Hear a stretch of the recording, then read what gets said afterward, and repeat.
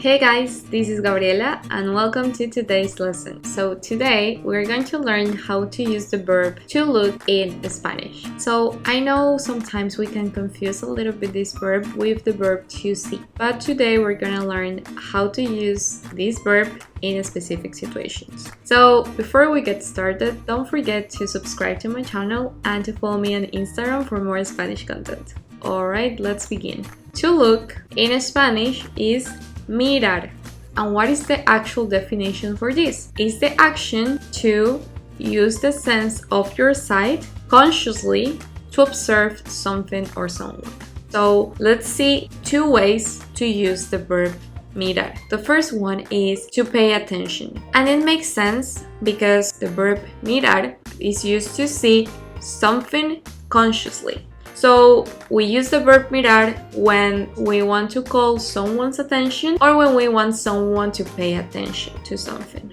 Now let's see an example of this. Mira bien, el auto es rojo, which means look closely. The car is red. So mira bien is an expression when we want someone to look at something carefully or closely. So now let's break down this sentence. Look.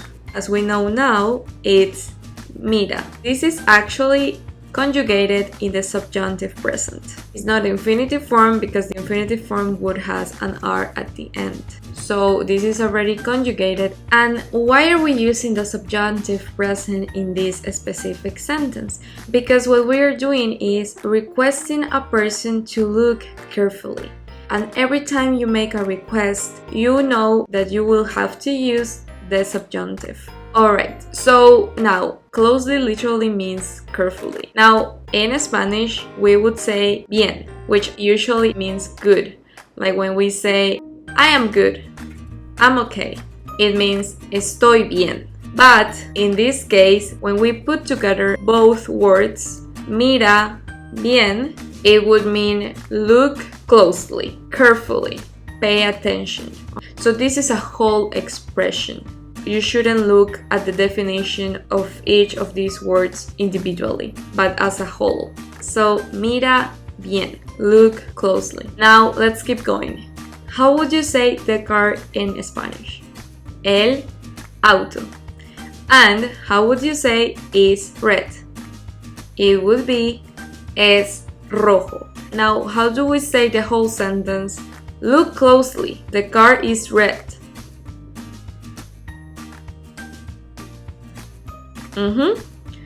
Mira bien, el auto es rojo. So now let's try to change the second part of this sentence, el auto es rojo, but keep in mind, mira bien, look closely. And let's add some new vocabulary. So how do we say when? ¿Cuándo? And how do you say crossing? It would be cruces. And finally, how would you say the street? It would be la calle. So now, how do we say the whole sentence? Look closely when crossing the street.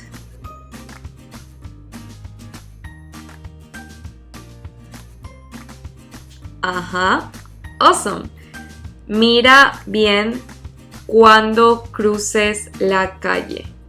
And I didn't highlight this verb here because it's the same explanation as the previous example. Cruces, which is crossing, it's also in subjunctive because we're telling this person, requesting them to please cross the street carefully. Okay, so here that's the reason why we also use the subjunctive present. Now, let's see the second way to use the verb mirar, which you would use as a filler, especially when you're having a conversation with someone. So we use mirar as a filler to take the floor, to give an opinion or conclude something. So let's see an example. Look, if I were you, I would run away. You can also say, if I were you, I would run away. But we use this filler just to highlight the emotion of the sentence. In Spanish, we would say, mira, si fuera tú, escaparía.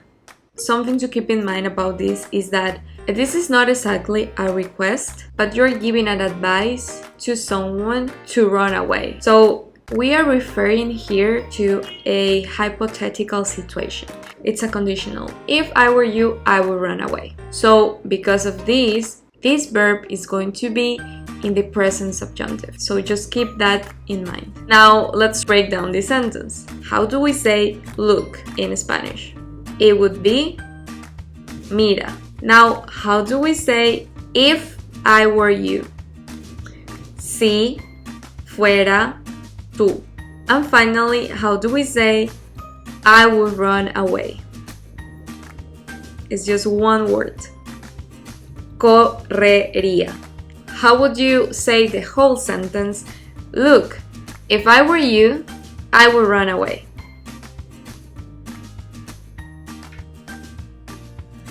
Ajá, awesome. Mira, si fuera tú, escaparía. Alright, so let's keep going with the same example, but now let's change the end of the sentence. Let's add I would get. How would you say I would get? It would be conseguiría. Now, how do we say a car? Un carro. So, now let's try with the sentence.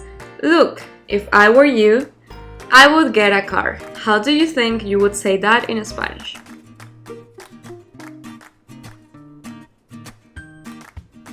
Ajá.